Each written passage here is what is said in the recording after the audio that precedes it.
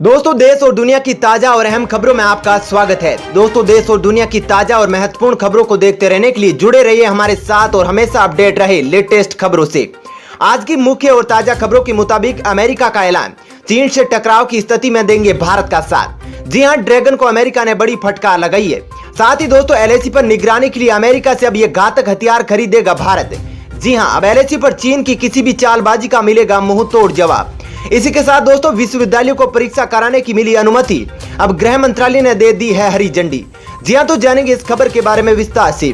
वहीं दोस्तों, 3 साल बाद फिर एक्टिव हुआ यह खतरनाक एंड्रॉइड वायरस। जी हां, अब जरा भी चूक आपको बना सकती है कंगाल। जानेंगे इस खबर के बारे में भी। साथ ही दोस्तों, कोरोना वैक्सीन पर बड़ी खबर, अब आईसीएमआर ने कहा कोविड-19 वैक्सीन के लिए 15 अगस्त तय तारीख नहीं, लेकिन इस दिन तक लॉन्च करने की तैयारी।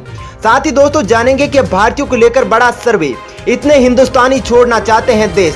जी हां, तो बताएंगे आपको इस पूरी खबर के बारे में। साथ ही साथ दोस्तों, अब भारत की राह पर अमेरिका टिकटॉक समेत अन्य चाइनीज ऐप पर लगा सकता है प्रतिबंध। जी हां, तो इस खबर के बारे में भी आपको बताएंगे। तो दोस्तों, आज इन्हीं सब खबरों के बारे में आपको बताने वाले हैं। इसके अलावा भी कई अन्य बड़ी खबरें हैं जिसके बारे में हम इस वीडियो में जानेंगे। तो दोस्तों, वीडियो को अंत तक जरूर देखें। साथ ही दोस्तों, वीडियो के बारे में आपकी जैसी भी राय हो कमेंट करके जरूर बताइए। साथ ही दोस्तों, हमारे जाबाज कोरोना वीरों के लिए दिल से कमेंट में जय हिंद वंदे मातरम जरूर लिखे। इसके अलावा दोस्तों, अपने राज्य व जिले का नाम कमेंट करके जरूर बताइए ताकि हम आपके कमेंट्स पढ़कर आपके गृह क्षेत्र की खबरें आप तक ला सके। तो चलिए दोस्तों, अब बिना देरी किए फटाफट से जानते हैं आज की सभी बड़ी खबरों को। पहली खबर, अमेरिका का ऐलान, चीन से टकराव की स्थिति में भारत का देंगे साथ, ड्रैगन को किया आगाज। जी दोस्तों, भारत और चीन के बीच संघर्ष की नौबत आने पर अमेरिका भारत के साथ खड़ा होगा। यह बात व्हाइट हाउस के chief of staff mark meadows ने दक्षिणी चीन सागर में अमेरिकी उपस्थिति को मजबूत करने के लिए 2 एयरक्राफ्ट कैरियर की तैनाती के बाद कही है। उन्होंने कहा कि अमेरिकी सेना अपने रिश्तों को निभाने के लिए मजबूती से डटी हुई है, ये चाहे भारत चीन का मामला हो या दुनिया में कहीं और किसी संघर्ष का मामला हो। उन्होंने कहा कि हमारा संदेश साफ है। मार्क मीडोज ने कहा कि हम तमाशबीन बनकर किसी और महाशक्ति को बागडोर संभालते नहीं देख सकते, यह चाहे इस क्षेत्र की बात हो या दुनिया में कहीं और की। दरअसल फॉक्स न्यूज से बातचीत के दौरान मार्क ने एक सवाल के जवाब में कहा कि हमारा संदेश साफ है, हमारी सेना मजबूत है और मजबूत बनी रहेगी। इसके अलावा मार्क ने कहा कि भारत ने चीन से खूनी झड़प के बाद 59 चाइनीज ऐप पर पाबंदी लगा दी है। उनसे सवाल किया गया कि इस क्षेत्र में 2 एयरक्राफ्ट कैरियर रोनाल्ड रीगन और निमित्ज की तैनाती का कारण क्या है। मार्क ने कहा कि अमेरिका ने दक्षिणी चीन सागर में अपने एयरक्राफ्ट भेजकर दुनिया को यह संदेश देना चाहा है कि दुनिया की सबसे बड़ी महाशक्ति हम ही है। उन्होंने कहा कि हमारे राष्ट्रपति ने अमेरिकी सेना पर बहुत धन खर्च किया है। यह धन सिर्फ सैन्य साजो सामान पर ही नहीं खर्च किया है, बल्कि ऐसे पुरुषों और महिलाओं पर भी खर्च किया है जो हर दिन अपना बलिदान देने को तैयार रहते हैं। चलिए दोस्तों, अब जानते हैं अगली खबर। WHO ने कहा, हवा से कोरोना संक्रमण के फैलने की रिपोर्ट की कर रहे हैं समीक्षा। जी दोस्तों, विश्व स्वास्थ्य संगठन यानी WHO ने सोमवार को कहा कि वह अमेरिकी अखबार द न्यूयॉर्क टाइम्स में प्रकाशित उस लेख के संदर्भों की समीक्षा कर रहा है जिसमें वैज्ञानिकों ने उससे कोरोना वायरस पर दिशा निर्देश में बदलाव करने को कहा है। मालूम हो कि रिपोर्ट में वैज्ञानिकों के हवाले से कहा गया है कि कोरोना वायरस हवा से भी फैलता है। दरअसल WHO के प्रवक्ता तारिक जसरेविक ने कहा कि अखबार में प्रकाशित लेख के संदर्भों की तकनीकी विशेषज्ञों के साथ मिलकर समीक्षा की जा रही है। उल्लेखनीय है कि 32 देशों के 239 वैज्ञानिकों ने WHO को एक खुला पत्र लिखा है जिसमें वैज्ञानिकों ने दावा किया है कि कोरोना वायरस के छोटे छोटे कण हवा में रहकर लोगों को संक्रमित कर सकते हैं। चलिए दोस्तों, अब जानते हैं अगली खबर। एलएसी पर निगरानी के लिए अमेरिका से प्रीडेटर बी ड्रोन खरीदेगा भारत।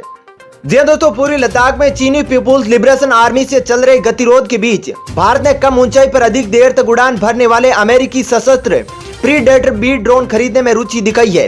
ये ड्रोन न सिर्फ खुफिया जानकारी इकट्ठा करते हैं बल्कि लक्ष्य का पता लगाकर उसे मिसाइल और लेजर गाइडेड बम से नष्ट कर देता है। हालांकि अमेरिका ने $4 अरब से अधिक के 30 सी गार्डियन बेचने की पेशकश की है। बता दें कि राष्ट्रीय सुरक्षा योजनाकारों को लगता है कि सर्विलांस और टारगेट पर हमला करने के लिए एक ही ड्रोन हो, न कि अलग अलग। भले ही भारतीय नौसेना अमेरिका से बातचीत में मुख्य भूमिका निभा रही है, लेकिन भारतीय सेना प्रीडेटर बी के पक्ष में है। फिलहाल आपको बता दें कि भारत पूर्वी लद्दाख में इजरायली हेरोन ड्रोन का इस्तेमाल कर रहा है। वहीं चीन की बात करें तो उसके पास विंग लूंग 2 सशस्त्र ड्रोन है। इसके अलावा पाकिस्तान को भी इसकी सप्लाई करने की तैयारी में है। चलिए दोस्तों, अब जानते हैं अगली खबर। आईसीएमआर ने कहा कोविड-19 वैक्सीन के लिए 15 अगस्त तय तारीख नहीं, लेकिन इस दिन तक लॉन्च करने की तैयारी। जी दोस्तों, आईसीएमआर का कहना है कि आगामी 15 अगस्त तक कोरोना वायरस का वैक्सीन लॉन्च करने की कोशिश जारी है। हालांकि ऐसा दावा नहीं है कि 15 अगस्त ही इसकी डेडलाइन तय है, लेकिन इस दिशा में चरणबद्ध रूप से काम चल रहा है। वहीं सोशल मीडिया पर इस तरह की खबरें सामने आई थी कि आईसीएमआर ने 15 अगस्त की डेडलाइन फिक्स की है। वहीं आपको बता दें कि आईसीएमआर के मीडिया कोऑर्डिनेटर लोकेश शर्मा ने इस बात की पुष्टि करते हुए कहा कि सोशल मीडिया पर जो लेटर वायरल हुआ है वह हमारा इंटरनल कम्युनिकेशन है, वह ऑफिशियल स्टेटमेंट नहीं है। इसकी गलत व्याख्या की जा रही है। हमने ऐसा कभी नहीं कहा कि 15 अगस्त तक वैक्सीन लॉन्च कर दिया जाएगा, लेकिन टीम ने 15 अगस्त तक इस काम को करने का एक लक्ष्य निर्धारित किया है। चलिए दोस्तों, अब जानते हैं अगली खबर। अब भारत की राह पर अमेरिका टिकटॉक समेत अन्य चाइनीज ऐप पर लगा सकता है प्रतिबंध। जी हां दोस्तों, दुनिया का सबसे शक्तिशाली देश अमेरिका भी अब भारत की राह पर चलता नजर आ रहा है। हाल ही में अमेरिका की विदेश मंत्री माइक पोम्पियो ने चीनी ऐप टिकटॉक पर प्रतिबंध लगाए जाने के भारत के फैसले की तारीफ की थी। अब अमेरिका भी टिकटॉक समेत अन्य चाइनीज ऐप पर प्रतिबंध लगा सकता है। दरअसल पोम्पियो ने सोमवार को कहा कि अमेरिका टिकटॉक समेत चीनी सोशल मीडिया ऐप्स पर प्रतिबंध लगाने पर निश्चित रूप से विचार कर रहा है। ये बात पोम्पियो ने फॉक्स न्यूज के साथ एक इंटरव्यू में कही है।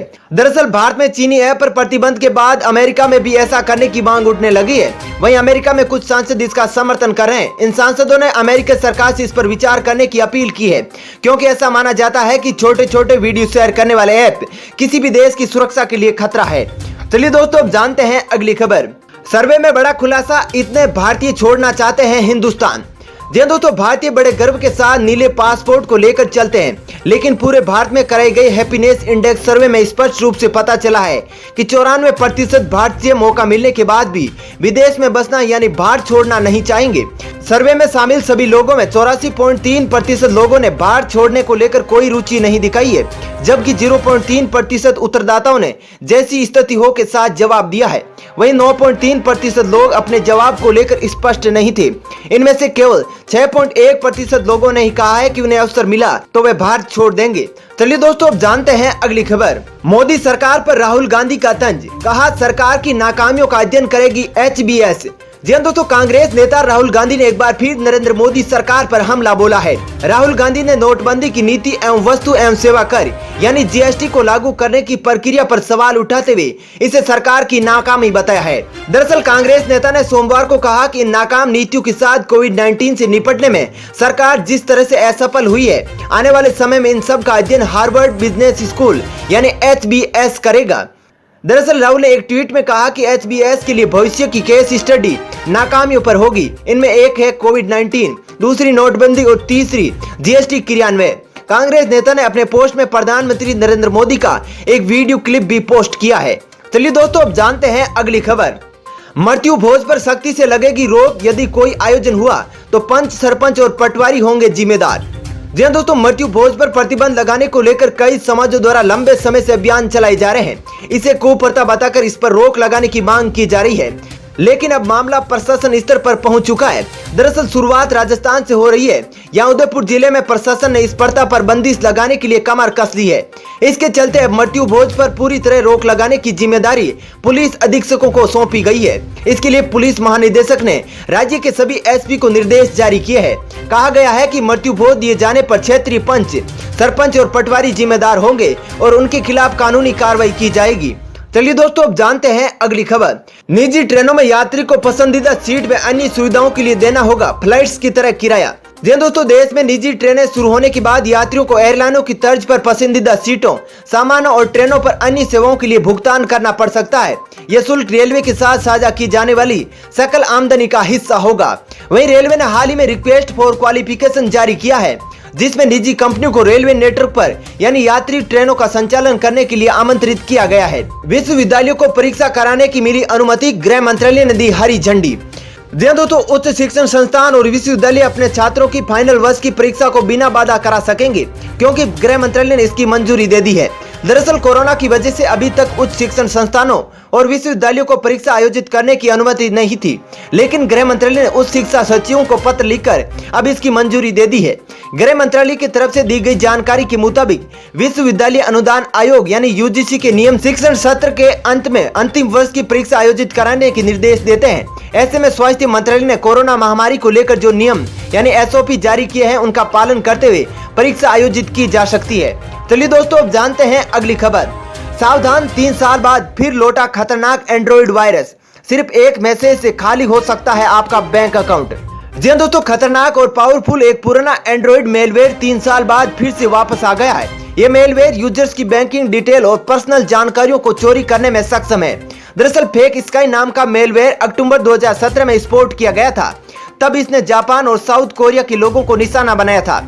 लेकिन अब साइबर रीजन नॉर्टर्नस के रिसर्चर्स ने पाया है कि फेक स्काई दुनिया भर के यूजर्स को टारगेट कर रहा है। यह मेलवेयर चीन, Taiwan, France, Switzerland, Germany, United kingdom, United states और बाकी देशों में अटैक कर रहा है। इस बार ये मेलवेयर यूजर्स को डाक सेवा ऐप के रूप में मैसेज भेजकर बेवकूफ बना रहा है। दरअसल रिसर्चर्स का मानना है कि इसके पीछे एक चाइनीज ग्रुप रोमिंग मेंटेनेंस काम कर रहा है। दोस्तों फिलहाल इस वीडियो में इतना ही। ऐसी ही खबरें देखते रहने के लिए आप हमारे चैनल को सब्सक्राइब कर ले। साथ ही दोस्तों वीडियो के बारे में आपकी जैसी भी राय हो कमेंट करके जरूर बताएं।